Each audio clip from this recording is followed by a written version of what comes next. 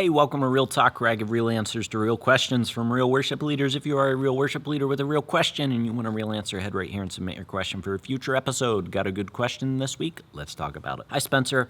I'm a singer who is learning to song lead. The worship leadership team does a beautiful job of supporting and upskilling in the theology, song choice, speaking transitions, etc. side of this role. However, I recently filled in as the worship leader and found that as a singer with only 2 years of piano training 20 years ago, I feel woefully inadequate running the music arranging side of song leading and leaned heavily on the opinions of my experienced musicians to bring things together. Where should I start with upskilling my music theory, and what should I prioritize? I suppose let's start with the most obvious thing that you can do. You said that the worship leadership team does a beautiful job of supporting upskilling in these other areas. And so I would just say start by asking them for help in this area. Maybe they just don't know that you want to learn how to do this, or maybe they don't know that you need to learn how to do this. So I would start there. I would ask them, I'd say, hey, I realized that as I'm leading songs more, it would be helpful for me to know how to arrange songs more. So could you give me some advice and some tips on how to do that? And of course, I'm going to give you some advice here in this video, but I think that in-person advice is always better and more pointed towards your specific circumstance than what I can provide to you. So if you have somebody you can ask in real life, don't go to some random guy on the internet. Ask the person that you can ask in real life. That's a good rule of thumb for anything in life. But that being said, let me give you some advice in this situation. First of all, I don't know if it's really as necessary as you think it is for you to learn how to arrange songs.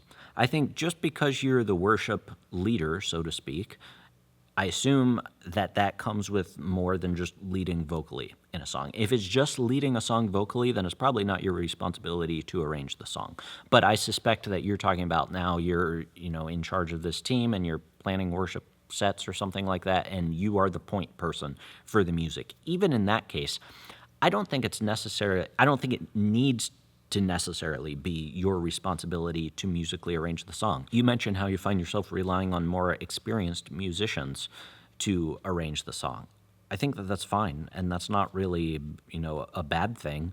Some bands have the worship leader, which would be what your responsibility is, and then they would also have what's called the music director, who would focus on the musical directing, the arranging of songs, for example. So that's not really like, I'm the worship leader, so I must do this other part too. I think that you can split those duties up and be perfectly okay.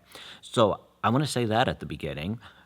Don't think that you need to do that part, because it doesn't necessarily mean that it's your responsibility to do that. Rely on those other experienced musicians. And that doesn't mean that you can never have ideas for song arranging, but don't feel like it's your responsibility, because it doesn't have to be your responsibility. That being said, if you do want to step into that role a little bit more, and it's something that you don't just think, I need to be doing this because that's what everybody else does, and it seems like it's my responsibility, but it's not actually my responsibility. If that's not how you're feeling and you actually want to learn how to arrange songs, that's perfectly fine too. You can do that as well. So let's talk about where to start with that. And where I always recommend starting is by simply turning on one of your favorite recordings of a worship song and writing down everything that you hear in the song. And by that, I mean, we'll start with the intro. And you write down on a piece of paper, or sometimes I just do this in my mind, but if you're starting out, make it concrete, make it tangible in front of you, write out intro. Listen to the intro and think, okay, what instruments are playing here? And just write that down. And you can write down what they're doing. So it might start off and it might just be piano and guitar. So you write down piano and acoustic guitar. And maybe the piano is playing a lead line and they're kind of carrying a melody through that first instrumental. And so I would write down intro, guitar, piano, playing melody. And then we move on to verse number 1. And maybe in verse 1, it cuts back to just the piano playing a part. And so you can write down, guitar cuts out, just piano. And then we get to the chorus, and what happens in the chorus? Well, maybe the guitar comes back in or something. And then we get to the instrumental before verse 2, and maybe that's when the drums and the bass kick in, and you can write down drums and bass added. So I would go through the whole song and think, okay, what instruments are playing in each section of the song? What parts are they playing? By that I mean, is there somebody playing like a lead line or a solo part, whatever you want to call it there? And then you can also focus on the dynamics of the song. So as you go through, and you might have to listen through the whole song first so you see the whole picture of the song. Go through, write down who's coming in each section, and then go back through the whole song and say, okay, the intro was, we'll say, medium quiet. You kind of have to come up with your own terms for this, but medium quiet. And then since the guitar dropped out and it was just the piano, it got quiet in verse 1. And then by verse 2, it was driving because the drums and the bass came in. And then in the bridge, it cut back to as quiet as the song gets. And then it builds up as loud as it possibly can be for the final chorus. And the reason I want you to go through this is, first of all, to start defining those terms that I just talked about. Who's playing the melody, what is the different volume levels, and how did they achieve that volume level by the different instruments coming in different parts. But ultimately, the reason I want you to do this is because people have spent time arranging these songs. If it's like a professional recording, people have thought through those arrangements, sometimes being paid a good amount of money to arrange the songs, at least I assume, unless the record label took all the money, which could be the case as well. But somebody has been paid to arrange those songs, and they are a professional producer arranger. And so we can just copy what they do at the beginning. I'm not saying that this is always what you should do. I'm just saying at the beginning, if you want to learn how to arrange a song, it helps by looking at a song that was arranged. And you can go into your worship rehearsal next time and say, hey, I was listening to the original recording and I noticed that they just cut back to the piano in verse 1. And then in the instrumental before verse 2, the drums and bass kicked in. So can we try that? And that way you aren't even really coming up with your own ideas, so to speak. You're just following the original arrangement. And I think that's a good starting point and maybe a good ending point as well. I think it's okay to copy the original arrangement of the song. So that's where I would start. Moving on from there, because I don't just do that. Sometimes I'll listen to the original arrangement of the song, and I'll use that as a reference. But then we move on to, how does this apply to my specific context? Because usually in the original arrangement of a studio version, at least, sometimes you have like 8 electric guitars playing or something. And you might not even notice it at first, but once you listen closely, you'll be like, this sounds inhuman unless we have like a 12-piece band on stage or something like that. So then you need to learn how to take that and apply it to your specific band.